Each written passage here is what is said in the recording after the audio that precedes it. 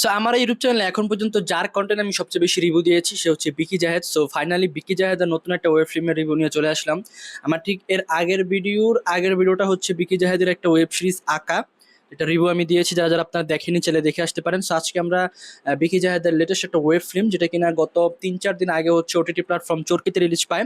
So আজকে আমরা সেটা নিয়ে কথা বলে ট্রাই করবো। সো প্রথমে যদি আমি এটার কিছু ইনফরমেশন নিয়ে কথা বলি, এটা ডিরেকশন বিকি জাহেদ দিয়েছে এবং এটার প্রডিউসার হচ্ছে শাহরিয়ার শাকিল, এবং এটাতে প্রধান দুই চরিত্র অভিনয় করেছেন সাদিয়া আইমান এবং তৌসিফ মাহবুব। সো আমি যদি প্রথমে দুই লাইন এটার গল্প নিয়ে আমি একটু বলি, এখানে তৌসিফ মাহবুব এবং সাদিয়া আইমান হচ্ছে এখানে তারা রিলেশনে থাকে এবং তাদের দুজনেরই বাবা মা থাকে। এবং সাদিয়া আইমানের বাবা, অর্থাৎ এই গল্পের যে মেইন নায়িকা সাদিয়া আইমান, তার বাবা হচ্ছে অফিসে যাওয়ার সময় তার সাথে একটা দুর্ঘটনা ঘটে, এবং সেই দুর্ঘটনা ঘটার পর হচ্ছে তার বাবা একটা অলৌকিক শক্তি পায়, আর সেই শক্তিটা হচ্ছে যে অলৌকিক একটা ক্ষমতা পায়, সেটা হচ্ছে তিনি ভবিষ্যৎ দেখতে পান।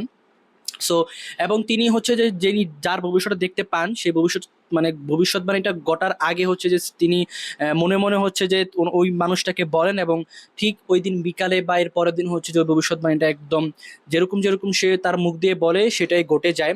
তো এটা হচ্ছে তার মেয়ের সাথে শেয়ার করে, কিন্তু প্রথমে এটা কেউ বিশ্বাস করে না, কিন্তু একটা সময় তার মেয়েও দেখতে পায় যে না, তার বাবা যেই ভবিষ্যৎবাণীটা করছিল অন্যজনকে নিয়ে সেটা হচ্ছে মিলে যায়। সো এই যে মিলে যাচ্ছে, এবং হচ্ছে যে তার বাবা হচ্ছে যে ঠিক মরার আগে তার মেয়েকে নিয়ে হচ্ছে যে একটা ভবিষ্যৎবাণী করে যায়।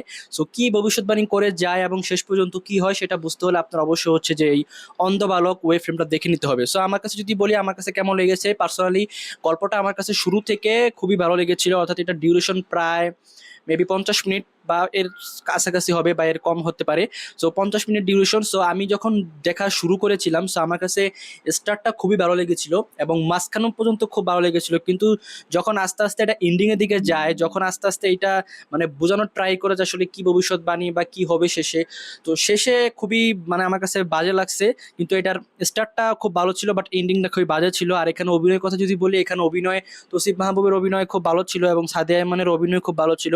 বাট এখানে আমার কাছে মনে হয় অভিনয় করার মতন ওইরকম কোনো জায়গায় ছিল না, কারণ যেহেতু এটা একটা ছোট ডিউরেশনের একটা নাটক বা ওয়েব ফিল্ম যাই বলি না কেন আমরা, তো এখানে গল্পটা খুব আমার কাছে মনে হয় চাইলে আরেকটু ভালো হতে পারতো। বিশেষ করে গল্পটা শুরুটা যেভাবে হয়েছিল, শেষটা যদি ওইভাবে হতো তাহলে এটা একটা অসাধারণ একটা গল্পের একটা কন্টেন্ট হতো, কিন্তু আনফরচুনেটলি সেটা হয় নাই। এছাড়া এই কন্টেন্টের একদম শেষে হচ্ছে একজনের ক্যামিও আছে, যেটা দেখলে আপনি হয়তো চমকে উঠতে পারেন, কিন্তু ক্যামিওটা যিনি দিছেন তাকে দেখলে হয়তো চমকে যাবেন, কিন্তু আসলে এখানে ক্যামিওটার খুব বেশি ইফেক্টিভ কোনো কিছু নাই।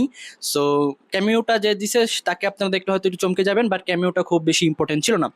সো এই ছিল এই কন্টেন্টটার রিভিউ। এটা খুবই ছোট একটা কন্টেন্ট, সো আপনারা যারা দেখেননি চাইলে দেখতে পারেন, আর যারা দেখছেন অবশ্যই কমেন্ট করে জানাবেন আপনাদের কাছে কেমন লাগছে। সো আমি যদি ওভারঅল এটা একটা রেটিং দিতে চাই, এটা রেটিং দিলে আমি হচ্ছে রেটিং দেবো 6/10।